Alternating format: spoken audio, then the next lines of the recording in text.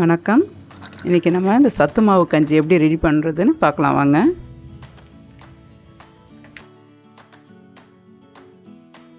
முதல்ல ஒரு பெரிய ஜூஸ் கிளாஸில் ஒரு 2 கிளாஸ் அளவு தண்ணி எடுத்துக்கலாம். இது ஒரு 2 பேருக்கான ஒரு கஞ்சி. இது அதில் நம்ம ஒருத்தருக்கு 20 கிராம் அளவு மாவு அளவு எடுத்துக்கலாம். இப்போ 2 ஸ்பூன் அளவு சத்து மாவு போட்டு அதில் கொஞ்சம் கொஞ்சமாக தண்ணி ஊற்றி கொஞ்சம் கட்டி இல்லாமல் கரைச்சிக்கணும். நம்ம நல்ல லிக்விட் மாதிரி கொஞ்சம் கட்டி இல்லாமல் கரைச்சிக்கணும்.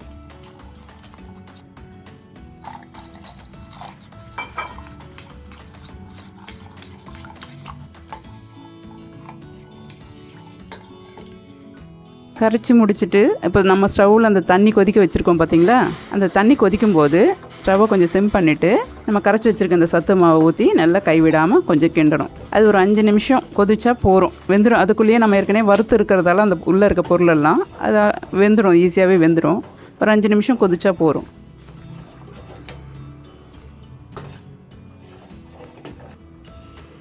முதல்ல அது பொங்கி வர மாதிரி இருக்கும். அதை நம்மளை சும்மா கொஞ்சம் கொஞ்சம் கிளறி விட்டோம்னா கொஞ்சம் நேரம் ஆகும்போது உள்ளுக்குள்ளேயே அது கொதிக்க ஆரம்பிச்சிடும். அது பக்குவம் அதோடு நிறுத்திட்டு இப்போது சத்து மாவு கஞ்சி ரெடி ஆகிடுச்சு.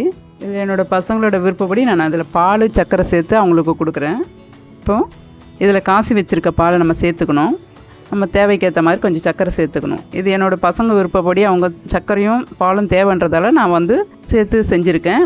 உங்களுக்கு இதில் விருப்பம் இல்லை, பால் விருப்பம் இல்லை சர்க்கரை விருப்பம் இல்லைன்னா அதுக்கு உங்களுக்கு ஏற்ற மாதிரி நாட்டு சர்க்கரை இல்லை கருப்பட்டி இல்லை உப்பு அது மாதிரி உங்கள் ஆப்ஷன் எப்படி இருக்கோ அதை சேர்த்து கூட நீங்கள் குடிச்சிக்கலாம். நீங்கள் எதுவுமே சேர்க்காம கூட நீங்கள் சுகர் வேணான்னா அப்படியே கூட நீங்கள் குடிக்கலாம். இந்த சத்து மாவு கஞ்சி காலையில் எடுத்துக்கிறது நல்லது. ஒரு மதிய நேரம் வரைக்கும் எடுத்துக்கலாம், நைட்டில் எடுத்துக்க வேண்டாம். ஏன்னா இது செரிமானம் நைட்டில் செரிமானம் ஆகிறது கொஞ்சம் கஷ்டமாக இருக்கும். அதால் நீங்கள் காலையில் எடுத்துக்கிறது தான் இது நல்ல விஷயம். இப்போ நம்ம காலையில் இட்லி தோசை சாப்பிட்றதுக்கு பதில் இந்த கஞ்சி எடுத்துக்கிறது ரொம்ப நல்லது. ஏன்னா சிறுதானியம் நம்ம தனிப்பட்ட முறையில் எப்பவுமே எடுத்துக்கிறது இல்லை, சத்து மாவு மூலயமா நம்ம எடுத்துக்கிறது நமக்கு நல்லது.